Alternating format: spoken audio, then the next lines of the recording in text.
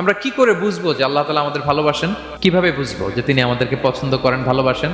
এটা বোঝার কিছু সিস্টেম আছে। এক নম্বর সিস্টেম হচ্ছে আপনি জাস্ট দেখুন যে আপনি নিজেকে কোন কাজে ব্যস্ত রেখেছেন, আপনি আপনাকে কোন কাজে ব্যস্ত রেখেছেন। আপনার লাইফস্টাইলের দিকে তাকান, লুক অ্যাট ইউর লাইফস্টাইল, আপনি নিজেই বুঝে যাবেন। আপনি যদি দেখেন যে না, আপনার ভালো ভালো কাজে আপনার ব্যস্ততা, আপনার এঙ্গেজমেন্ট ভালো লোকদের সাথে, আপনার সার্কেলটা ভেরি গুড সার্কেল, ভালো কাজে আপনার মন টানে, আপনি ভালো কাজ করেন, যদি আপনার কার্যক্রম এরকম হয় তাহলে বুঝে নেবেন আল্লাহ তাআলা আপনাদেরকে ভালোবাসেন।